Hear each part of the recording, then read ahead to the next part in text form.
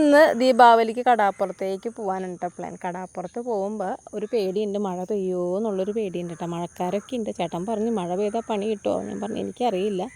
എവിടേക്ക് പോകണമെന്ന് ചോദിച്ചു എന്നോട്. ഞാൻ പറഞ്ഞ് പാലപ്പെട്ടിയിലേക്ക് പോവാം. കഴിയമ്പുറം ബീച്ചാകുമ്പോൾ കുറേ ആൾക്കാരുണ്ടാവും കേട്ടോ. പിന്നെ നല്ലോണം കടകളുണ്ടാവും. അപ്പോൾ ഞാൻ പറഞ്ഞു പാലപ്പെട്ടിയിലേക്ക് പോയാൽ മതി, സ്വസ്ഥമായിട്ടിരിക്കാമല്ലോ എന്ന് പറഞ്ഞു. അപ്പുറത്തെ കുട്ടികളെ പരിപാടിയൊക്കെ തകൃതിയായിട്ട് നടക്കുന്നുണ്ട് കേട്ടോ. അപ്പോൾ പട്ടൻ ചേട്ടൻ നേരത്തെ വീട്ടിൽ നിന്ന് ശരിയാക്കി കൊണ്ടുവന്നിട്ടുണ്ടായിരുന്നു കേട്ടോ. ആദ്യത്തെ ഫ്ലോപ്പായി പറത്തിയപ്പോൾ രണ്ടാമത് പറത്തി നോക്കുകയാണ് കേട്ടോ ചേട്ടൻ. അപ്പോൾ അതും എന്തോ കെട്ടിയിട്ടിട്ടുണ്ട് ആൾ. അതിൻ്റെ കനം വെച്ചിട്ടാണ് ആ പോണത് കേട്ടോ. ഒത്തിരി ദൂരം പോയി ഇത് സൂം ചെയ്തിട്ടാണ് നമുക്കിങ്ങനെ കാണാൻ പറ്റണത് കേട്ടോ. ഇനി സൂം ചെയ്യാണ്ടാണെങ്കിൽ ഒന്നും കാണാൻ പറ്റില്ല, കാരണം അത്രയും ദൂരം അത്രയും ലോങ് ആയിട്ട് പോയിട്ടുണ്ടായിരുന്നു കേട്ടോ. ഒരു 10-15 മിനിറ്റോളം അങ്ങനെ നിന്ന്, പിന്നെ അത് കഴിഞ്ഞപ്പോൾ പൊട്ടിപ്പോയി കേട്ടോ. അപ്പോൾ കടാപ്പുറത്തേക്ക് ദിയക്കുട്ടിനെയും കൊണ്ട് ഞങ്ങൾക്ക് കൊണ്ടുവരാനായിട്ട് ഒട്ടും ഇഷ്ടമില്ല കേട്ടോ. കാരണം 5-6 പേരുണ്ടെങ്കിൽ മാത്രമേ ഞങ്ങൾ വരുള്ളൂ, അല്ലെങ്കിൽ ദിയക്കുട്ടിനെ കൊണ്ടുവരില്ല. കാരണം ഏത് ദിശയ്ക്കാണ് ആൾ ഓടണമെന്നൊന്നും പറയാൻ പറ്റില്ല കേട്ടോ. നോക്കി നിൽക്കലേ ആളൊരു ഒറ്റ ഓട്ടം ഓടും കേട്ടോ.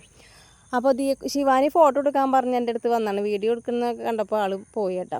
അപ്പോൾ കടലിലേക്ക് ഒന്ന് ഇറങ്ങി കൈയും കാലൊക്കെ ഒന്ന് കഴുകിയിട്ടുണ്ടായിരുന്നു ഞാൻ. അപ്പോൾ നമുക്ക് ഈ ദീപാവലിക്കും ചിരാത് കത്തിക്കാനായിട്ട് പറ്റൂല കേട്ടോ. കാരണം ഞങ്ങളുടെ വല്യേച്ചി പോയിട്ട് 2 വർഷം തികയാണ് ഇന്നേക്ക്. അപ്പോൾ അതുകൊണ്ടിട്ട് ചിരാത് ഒരു വീട്ടിലും അങ്ങനെ കത്തിക്കില്ല കേട്ടോ.